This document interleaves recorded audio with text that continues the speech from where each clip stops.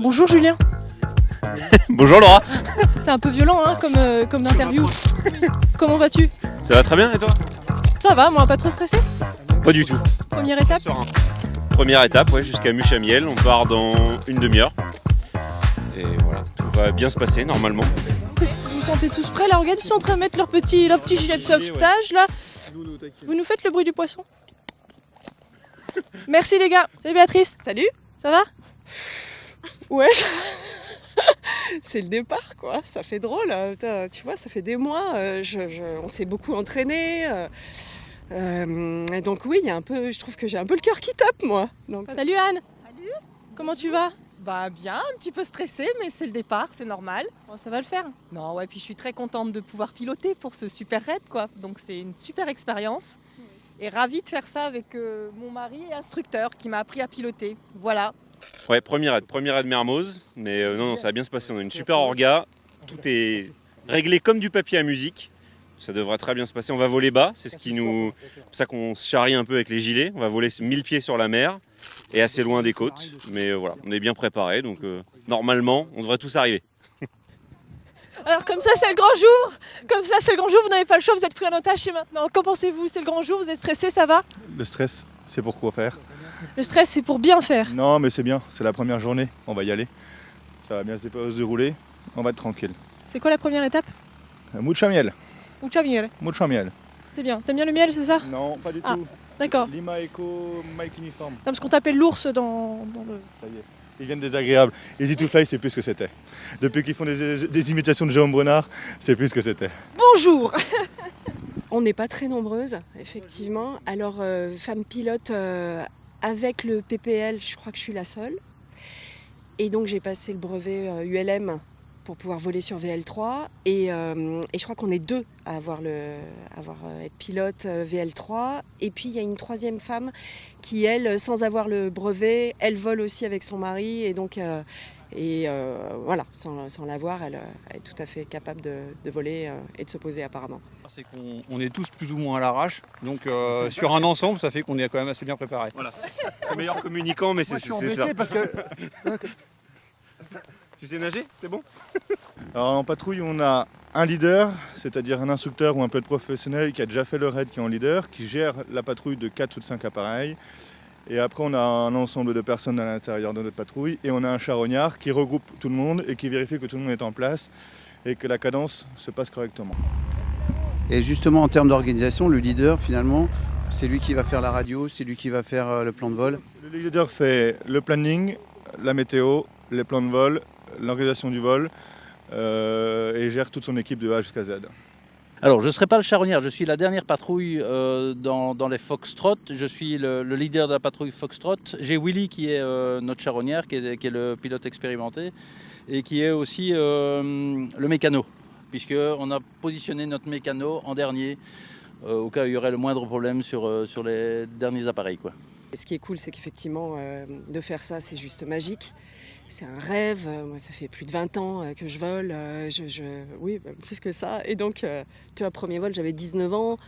Même premier vol, j'avais 15 ans. Et donc, j'en ai bientôt 50. Donc, ça fait un drôle d'effet, ouais. D'ailleurs, attention, et les sponsors.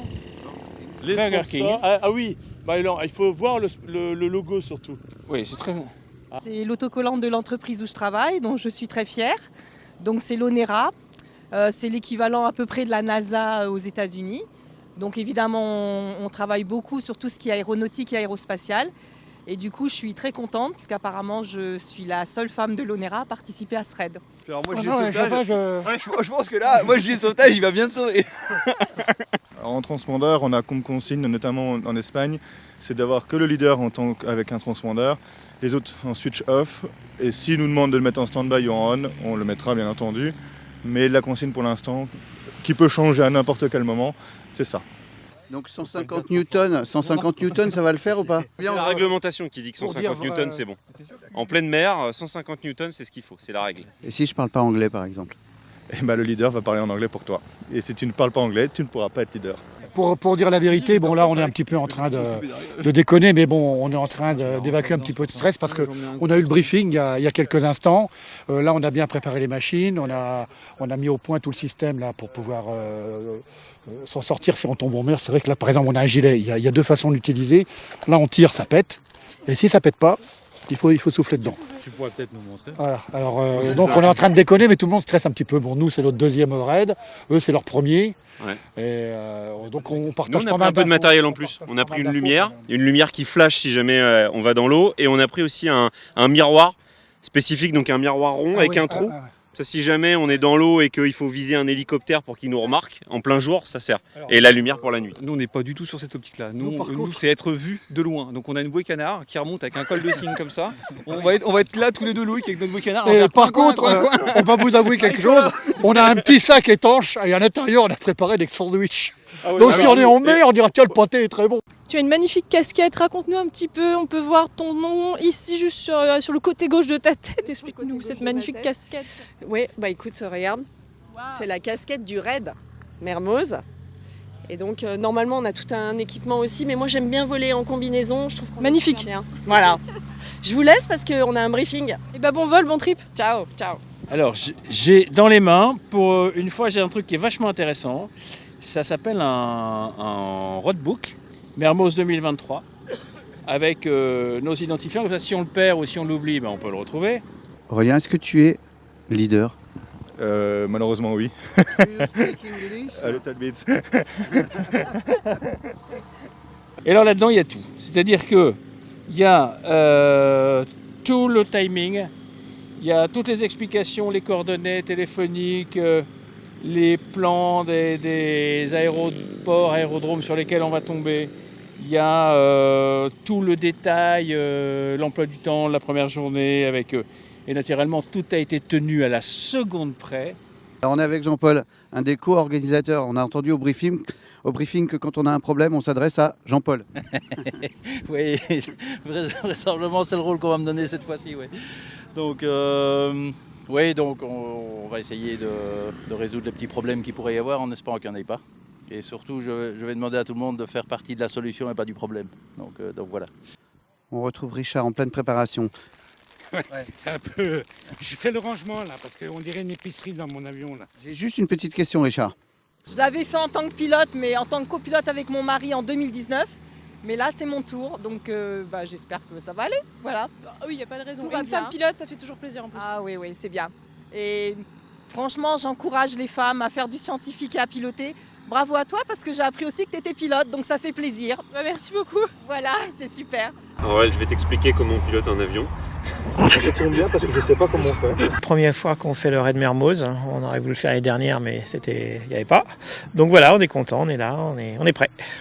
Alors on a 29 machines qui sont en train de partir, là. Il nous en reste une petite dizaine avant de décoller. Les premières infos nous annoncent que tout se passe bien au niveau des briefings météo qu'on a fait. Et donc on va suivre le groupe, en sachant qu'on est les derniers. et donc on saura seulement demain si on n'est pas là. On est venu hier, là on est arrivé, c'est super beau ici et on est pressé d'affronter l'Afrique. Ensemble, c'est avec Georges. C'est ça, Voilà, oui. tout à fait. C'est ça, la fine équipe. Georges qui est un pilote expérimenté maintenant, hein, on peut le dire. Hein. On peut le dire. On peut le dire, voilà. Richard, est-ce que tu peux juste nous expliquer comment ça se passe quand un avion arrive par rapport à l'essence? On arrive, c'est par rapport au plein, c'est-à-dire que les gens ils laissent leur avion. Et ensuite, c'est moi qui m'occupe de faire le plein de tous les avions.